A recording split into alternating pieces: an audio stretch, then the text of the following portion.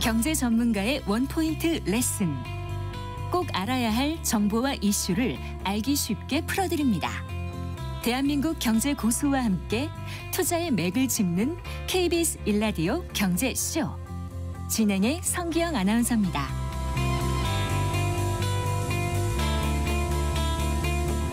4시 17분입니다. 내년도 최저임금이 올해보다 2.9% 오른 시급 1,320원으로 결정됐습니다. 17년 만에 합의로 결정되긴 했지만 현장에서는 노사 모두 불만을 나타내고 있다고 하는데요. 또 인사청문회를 앞둔 김영훈 노동부 장관 후보자는 최저임금 결정 방식을 근본적으로 재검토하겠다고도 밝혔습니다. 자, 최저임금 제도 자체가 왜 문제가 되고 있는 건지 좀 자세히 짚어볼까요? LESG 평가연구원장이신 김성희 고려대학교 노동문제연구소 교수 스튜디오에 모셨습니다. 어서 나오십시오. 예, 안녕하세요. 네, 반갑습니다. 일단 내년도 최저임금이 그러니까 올해 시급 1,030원보다 290원, 이게 이제 2.9%라고 하더라고요. 예. 그렇게 오른 1,320원으로 결정이 됐습니다. 네, 이번에 좀 어렵게 어떻게 합의가 되기 어려웠나요? 어땠습니까? 예, 뭐 매년 진통이라서 네. 올해가 특별히 어려웠다고 보기는 어렵고요. 네. 예, 이재명 정부 첫 해라서 네. 약간 살살한 측면이 오히려 있는. 살살했다고요? 살살한 게 이 정도입니다. 네. 보통 그 최저임금 심의위원회인가요? 어디서 예. 하나요? 최저임금위원회. 최저임금위원회. 예. 네. 위원회가 이제 노사 단체 추천 9명씩 네. 18명하고 네. 예, 정부위원 1명 포함한 네. 공익위원 네. 노동부 장관이 제청해서 대통령이 임명하는 9명이 하는데요. 네, 그럼 전부 27명이에요? 예, 네. 노사가 의견이 다를 수밖에 없지 않습니까? 그렇죠, 항상. 그러면 이제 공익위원이 네. 결정권을 행사하는데 이제 정부의 의중이 간접적으로 작용하는 거죠. 네. 과반수가 돼서 네. 8월 5일 전에는 공표가 돼야 되기 때문에 네. 어쨌든 과반수로 결정은 해야 됩니다. 7월 20일 이전까지는 네. 무조건 해야 되는 그 뭐 시한이 못 박혀 있어서 네. 압박감을 많이 가지고 최저임금위원회는 보통 몇 번 회의를 거쳐서 이렇게 결정이 돼요? 이번에는 12번 했는데요.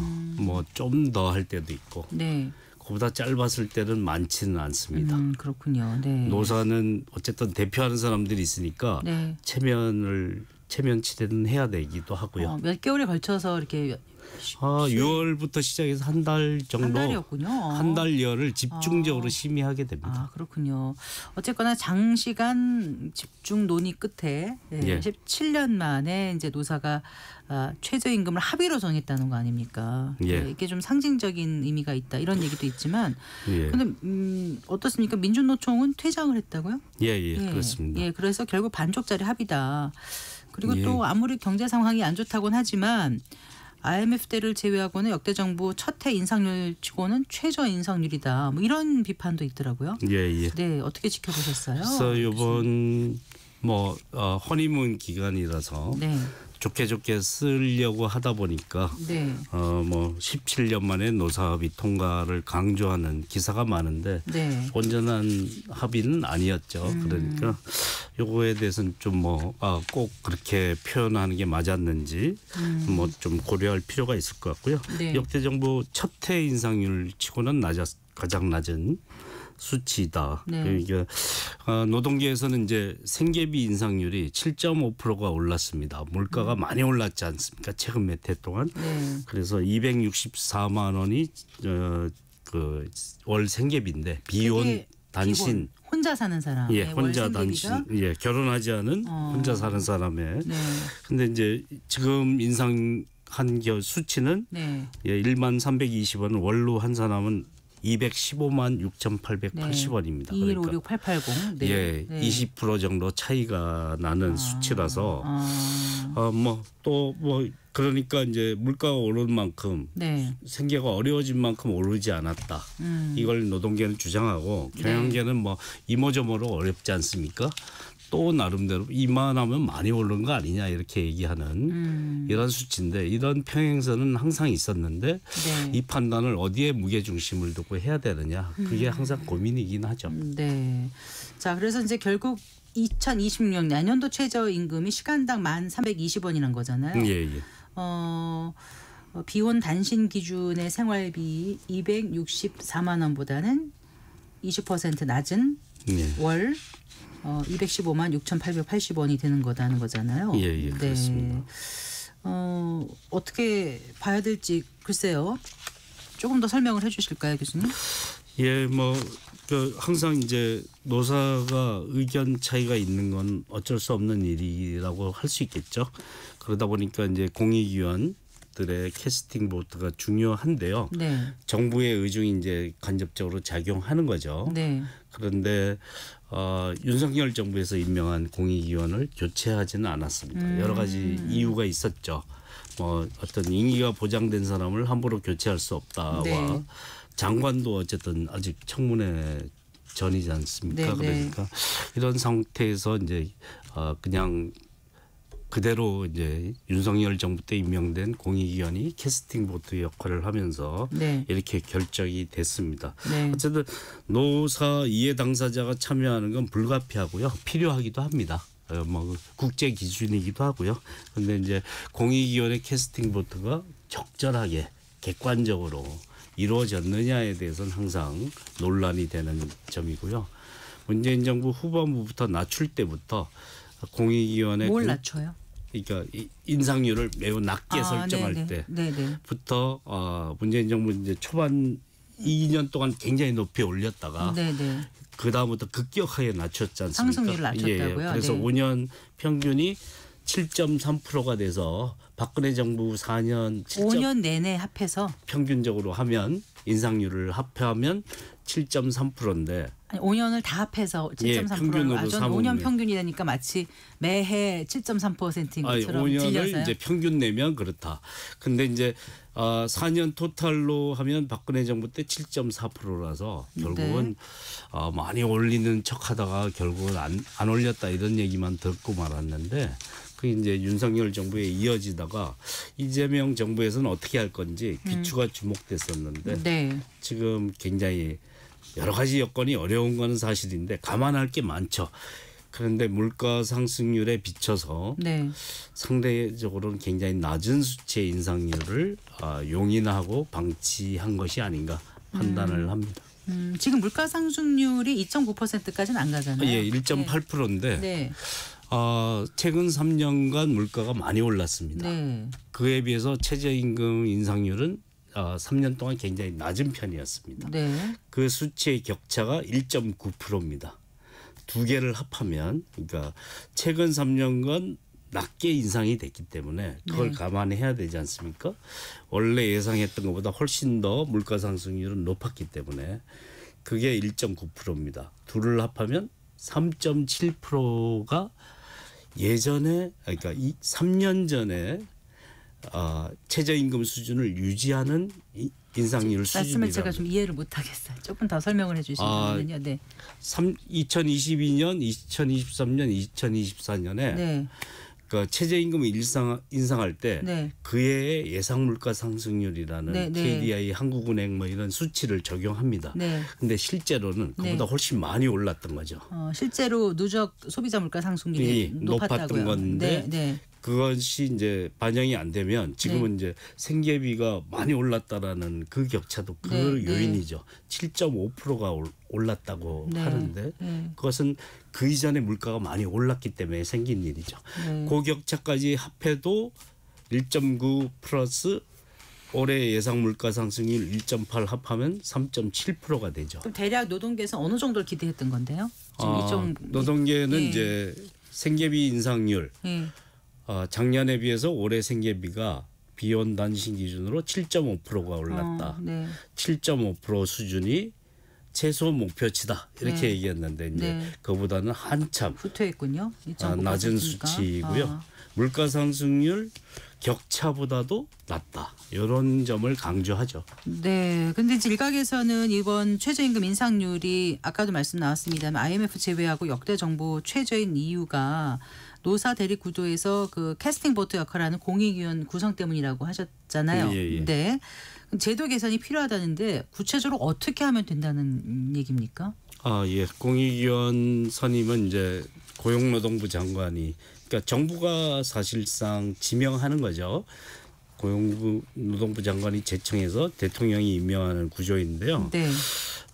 어쨌든 윤석열 정부 때 임명된 사람은 그대로 유임됐다라는 유임이 아니라 그것에 대해서 임기를 교체할 것인가에 대한 어떤 판단을 내리지는 않았다.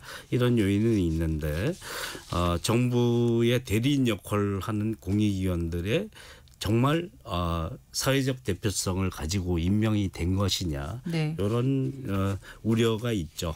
그래서 공익위원들이 다른 사람이었다면 이거보단 더 높게 나왔을 거다라고 생각하신다는 말씀이신가요? 아니면 아까 초반에 살살 가자 했던 차원에서 그렇게 됐다고 보시는 거예요, 교수님? 그러니까 정부의 입김을 예.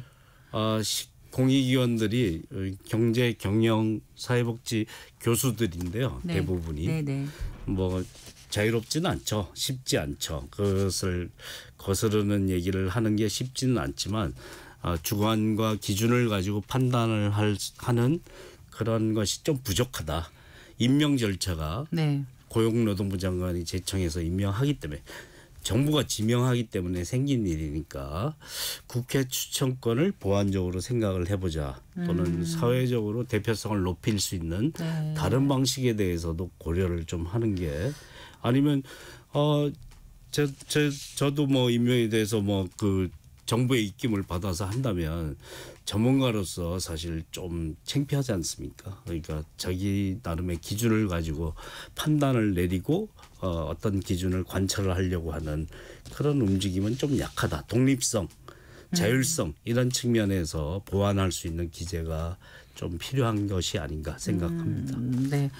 근데 이제 이 입장에 따라서 좀 다를 수밖에 없는 게 아까 이제 기업하고 노사가 다를 수밖에 없다고 교수님도 말씀하셨잖아요. 특히 지금 중소기업계 같은 경우는 내수 부진에다가 경기 침체가 오래되다 보니까 이게 인건비가 계속 오르면 너무 힘들다 이런 분들도 꽤 계시거든요. 예, 예. 그리고 소상공인들도 그렇고 영세 사업자들은 더 한 분들도 꽤 계신 것 같고 결국 이분들한테는 뭔가 좀 부담이 실질적으로 더 지는 것 같아요. 받는 입장에서는 너무 적게 올랐는데 이제 인건비를 지급해야 되는 입장에서는 또 부담이 된다고들 얘기를 하세요. 이 부분은 어떻게 보세요? 영원한 숙제죠. 어렵습니다. 예, 이게 예. 정책이라는 게 한 사람이 이득을 보면 한 사람이 손해를 보는 그런 관계인 경우가 많죠. 또 노동 관련된 사안은 반드시 그렇습니다. 노동자에게 이득이 되면 기업에게 부담이 되고 기업에게 좀 더 편하게 해주려면 노동자들이 손해를 감수해야 되는 이런 사태가 항상 벌어지는 사안이라 항상 이게 판단이 쉽지 않은 사안인데요. 네. 노동정책만큼은 최저임금만큼은 저임금 노동자를 중심으로 최소한 실질 최저임금은 유지될 수 있는 수준 그다음에 우리 경제가 성장하는 만큼 소득 분배가 유지되는 수준만큼은 보장되는 게 맞다고 생각하고 그다음에 생기는 문제 내수 부진으로 고생하고 있는 소상공인의 문제는 소상공인 정책을 통해서 내수 촉진 정책을 통해서 네. 다른 정책이 존재하지 않습니까?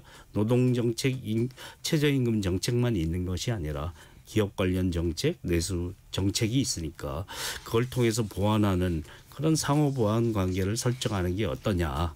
그래서 최저임금만큼은 노동자들의 실질 최저임금이 보장되는 걸 기초로 삼는 것이 필요한 것이 아닌가 생각을 하고요.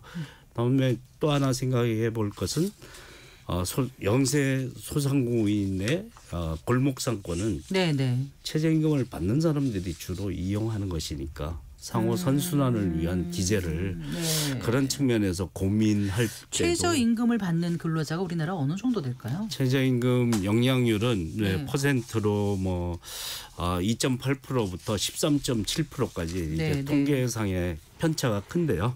네. 예, 50만 명에서 300만 명 이상까지 이렇게 집계를 하는데요. 그렇게 큰 차이가 나요? 그거는 이제 어떤 통계를 쓰느냐에 따라 다른데 네네. 장단점이 있어서 뭐가 맞다라고 얘기할 수는 없는데요. 근데 최저임금은 생각보다는 더 많은 사람에게 영향을 미칩니다. 최저임금이 적용이 안 되는 특고 플랫폼 네네. 이런 노동자들도 많고요. 네. 그 사람들도 영향을 간접적으로 받고 또한 임금 등고선 효과라고 해서 돌을 던지면 파문이 일지 않습니까? 네, 네. 최저임금이 그 효과입니다. 거기에 해당하는 사람한테만 딱 영향을 미치는 게 아니라 네. 쭉 영향을 미치기 때문에 중간 임금 수준까지는 다 영향을 받는다고 볼 수도 있습니다. 그 이제 취약 업종, 또 음식점업, 뭐 택시 운송업, 뭐 체인화 편의점 같은 일부 업종에 최저임금을 좀 구분 적용해야 된다는 목소리도 있지 않습니까? 여기에 대해서는 어떻게 보세요, 교수님? 예, 뭐 89년 처음 최저임금제 실시될 때 첫 해 하다가 포기했습니다. 뭐 일단 그것은 그 업종에 낙인 효과가 있어서 그 업종의 발전에 오히려 장애를 초래한다. 지역별 차등 임금도 비슷한 맥락이긴 한데요. 그런 것 때문에 이제 포기를 했었고 네. 지금도 그건 유효하다고 생각합니다. 그 업종에 차등했을 때 그 네. 업종에 인력을 유치하기가 더 힘들어지죠. 안 그래도 저임금이고 노동 조건이 안 좋은데 그렇기 때문에 더 낮추면 더 낙후된 업종이 될 위험성이 있다라는 오히려 긍정 효과보다 인건비를 낮춰서 좋아질 수 있는 여건보다는 나빠질 우려가 크다. 두 번째는 더 결정적인 건데요. 차등할 근거를 아무것도 설정할 수 없다라는 겁니다. 왜 차등을 해야 되는지 그걸 얼마로 하는 게 합리적인지에 대한 어떤 판단 기준도 현재 통계로는 제시할 수 없다. 이게 더 결정적이고 현실적인 이유일 수 있습니다. 그래서 그런 네. 점에서 이에 대해서 오랫동안 여러 번 논의했는데 결론은 할 수 없다에 가깝습니다. 네. 일단 최저임금 제도가 꽤 오래된 거죠? 교수님? 네, 언제 89년부터 예. 실시됐고요. 그럼 지금 얼마나 된 거죠? 예, 40년이 36년 됐습니다. 36년 정도 됐군요. 네. 예. 근데 그 사이에 굉장히 사회가 빠르게 또 산업 구조도 빠르게 변하고 있는데 지금 새롭게 생겨나는 직업들도 있잖아요. 예, 뭐, 예. 그런 직업들은 최저임금에서 배제되고 있는 거예요? 어떻습니까? 예, 플랫폼 노동자, 특수고용 노동자 이런 경우에는 그러니까 노동자로 인정되지 않기 때문에 노동자로서의 보호 조항이 적용되지 않으니까 최저임금 적용 대상에도 배제되는데요. 네. 사실상 임금 노동자하고 비슷한 일을 하는데도 사업소득세 3.3%를 3.3%. 네, 적용받는 그런 노동자들이 너무 많이 늘어나고 있습니다. 왜냐하면 사용자들이 그걸 피해 나가는 게 유리하다고 생각하기 때문에 그런 형태의 고용을 늘려가는 거죠. 우리 택배 뭐 여러 군데 지금 일상에서 만날 수 있는 많은 사람들이 노동자인 것 같은데 노동자가 아닌 사람들입니다. 네. 이들에게도 준용되고 있긴 하지만 최저임금은 적용되지 않아서 네. 여러모로 이제 최저임금 적용됐을 때 누릴 수 있는 혜택에서 배제되는 경우가 많죠. 그 청문회를 앞둔 김영훈 고용노동부 장관 후보자도 이제 최저임금 결정 방식에 대해서 재검토 발언도 하기도 하지 않았습니까? 어떤 게 좀 보완돼야 된다고 교수님 보세요? 예, 뭐 1만 원 정도 됐으니까 네. 준칙주의로 갈 수 있는 기준선을 좀 마련하기 쉽다고 생각하거든요. 어느 정도 일정 수준에는 올랐습니다. 네. 그러니까 물가 상승률, 그다음에 최근 물가 상승률과 최저임금 인상률의 괴리치 네. 플러스 경제 성장률 이건 이제 예전의 수준을 유지하는 인상률 수준이거든요. 네. 여기에 정책적으로 어떻게 하는 게 더 낫냐, 저임금을 개선을 더 목표로 들 거냐, 중소상공인 기업들에 대한 걸 고려할 거냐에 따라 플러스 마이너스를 어떻게 설정할 것이냐. 네. 그 기준선을 가지고 하면 4.7% 5% 가지고 지금은 플러스 마이너스를 해야 되는데 그 기준으로 보면 2.9%는 너무 낮게 마이너스를 한 거죠. 네. 그래요. 지금 그 이제 최저 시급이 이렇게 결정이 되면서 실업급여 예. 그 하고 연동이 되는 거잖아요. 예. 그 최저임금이요. 그러다 보니까 그 실업급여 하한액이 뭐 상한액을 초과하는 역전 현상도 벌어질 수 있다 이런 얘기도 나오는데 이건 무슨 예, 얘기입니까? 하한액은 이제 법정 최저임금이라는 게 모든 그 사회제도랑 연결되니까 최저 수준은 최저임금 수준을 줘야 되는 겁니다. 네. 그런데 이제 상한액은 안 올리다 보니까 네. 그 격차가 이제 역전이 되는 현상이 생긴 건데 네. 정부가 게으른 거죠. 상한액을 같이 올렸어야 되는 거고요. 이게 하한액이 올라가는데 상한액을 그냥 둔다라는 것은 구조적으로 이렇게 지금 설계가 돼 있어서 자동적으로 이렇게 역전이 되는 거 아닌가요? 그러니까 하한액은 자동적으로 설정되게 돼 있습니다. 네네. 모든 뭐 사회적인 급여가 최저임금과 연동돼서 설계되는 건 최저임금법에 규정된 거라서 네. 누구나 따라야 되는데요.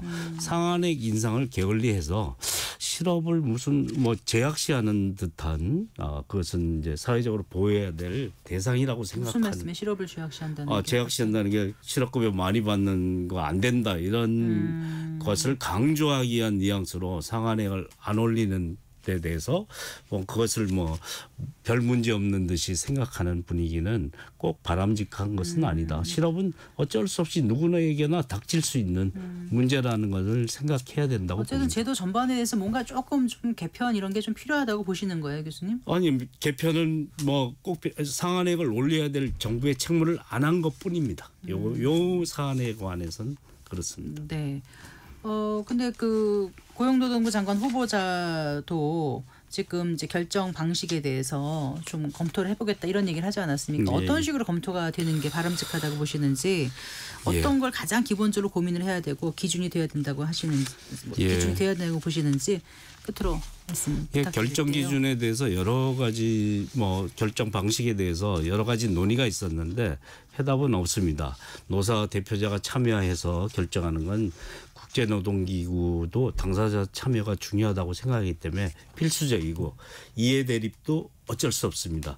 그걸 조정할 수 있는 기재인 공익위원 제도가 합리적으로 개선되는 것이 일단 가장 중요하고요. 일단 어느 수준이 됐기 때문에 기준선을 너무 공익위원이 심의 촉진기관을 자의적으로 책정하지 않고 준칙에 따라서 물가상승률, 경제성장률, 그다음에 물가상승률과 최저임금 인상률의 격차를 보정하는 것을 기본으로 해서 설정하는 것.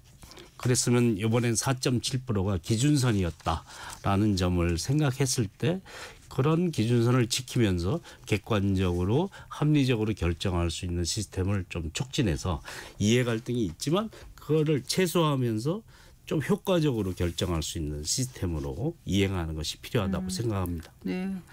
약간 그 논란의 여지가 있을 수는 있을 것 같아요. 왜냐하면 이게 기계적으로 딱 하다 보면 사회 여건이라든가 경제 여건이라든가 기업계나 경영계 목소리도 또 반영을 해야 되다 보니까 그렇게 못하는 부분이 있지 않나 싶어서요. 경제성장률, 물가상승률이라는 것 그리고 과거치를 보정하는 것 이게 가장 합리적 기준이라고 생각합니다. 모든 이해를 반영한. 네, 알겠습니다. 말씀 잘 들었습니다. 고맙습니다. 네, 김성희 고려대학교 노동문제연구소 교수와 얘기 나눠봤습니다.